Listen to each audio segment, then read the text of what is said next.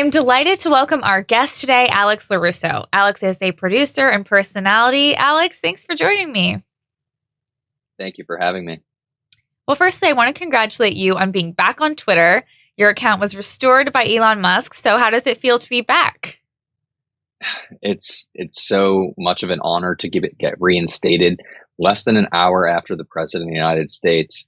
So I was actually out celebrating that. I knew the president was going to come back on after the results of the poll looked like they were in his favor. And then once he tweeted like that he was bringing back the president, I had a few members of the House Freedom Caucus tweet at Elon to also bring me back. And one of the members texted me because he was about to send a text or a tweet about it.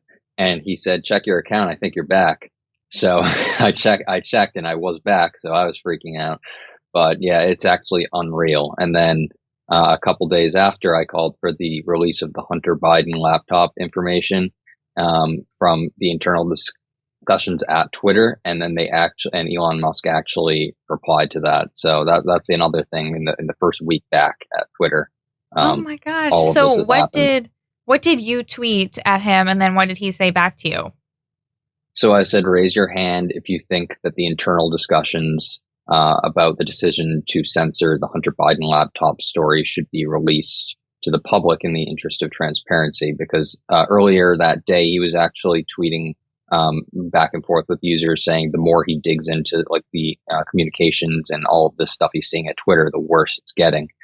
So I thought, like, why not take the most egregious case of, election censorship, and it might have interfered with the results of the election, because if people actually knew that and it wasn't a suppressed story, they might have voted a different way. And he responded that it's necessary to restore public trust in Twitter. So, and he actually tweeted 24 hours ago that he's going to start releasing information on that, and then information on individual account suspensions as well, communications that went on behind the scenes at Twitter in email chains, and then Slack communications as well, it seems. Wow, that would just be fascinating if he released all of that information and people could really see what those conversations were that led to certain people getting banned, led to all of this happening. So tell me a little bit about what happened to you. How did you originally get deplatformed, and how long were you off of the platform? Yeah, so I was growing at an exponential rate. I reached 85,000 followers, and I was retweeted by Trump about 8 times, I believe. So I was growing very quickly. And then, so one day, the Joe Biden campaign had this create your own avatar generator or whatever. So you'd upload a picture of yourself, and it would say, like, hypothetically, Alex stands with Joe, and it would be like a picture of me with like the Joe Biden logo. But I made it into a meme, and I did Xi Jinping stands with Joe, like, be funny. And that was my last tweet that I sent. And then 30 minutes later, I was suspended. Twitter says that wasn't the reason. There was like a theory that was like a manipulated image, and I was spreading disinformation, but Twitter says that wasn't the reason, and that I was actually suspended for platform manipulation and spam, and they did not elaborate on what that meant. But for 2.5 years, probably more, I went on without an answer. I still don't have a clear answer. But I had individuals at the FCC and the White House both reaching out to Twitter, and they said that senior executives did not want me back on the platform. No more information other than that. And I'm just glad to be back, but I'd like to get some, answers for not only myself, but other accounts, because there have been thousands of other accounts who have had similar stories.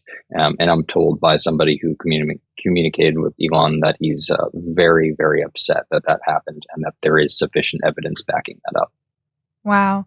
And so do you think how it kind of worked was they had Slack channel, like a way that they all chatted, and they would post certain things about someone and say, like, should we ban this person? Because I know that was leaked, I think, in the past, maybe by Project Veritas, saying this about certain accounts. And so do you think that's how it works? Yeah, I think in the case of higher profile individuals, that's how it works, especially if it's a bigger decision. I know I've seen the internal Slack chats of the libs of TikTok when they were trying to suspend them, they were going back and forth on policy violations in their Slack channels. I don't think that happens for every individual case, but what I can say is that I do believe, because at Twitter they have panels. So it's like this panel where you can you put notes on the account, or you just lock or restrict an account. That's how they take action against accounts. So I can't confirm this, but I would say at a company like of that size, if you were to take actions on an account for policy violations, what I think they would do was check off a policy violation and then write a note of, what happened. But what I do believe, like I said, for Libs of TikTok and what's been leaked by Project Veritas for higher profile individuals, there's definitely a discussion, because, it shouldn't be a unilateral decision for some random low level employee to take action on, say, the president of the United States, or to suppress an entire story. So I would think that that lower level employee would seek advice from upper management and saying, this is potentially a violative content. Should I take action? They're a high profile user. So I believe that the communications on those types of accounts do exist. And I think in the interest of transparency, they should be all released.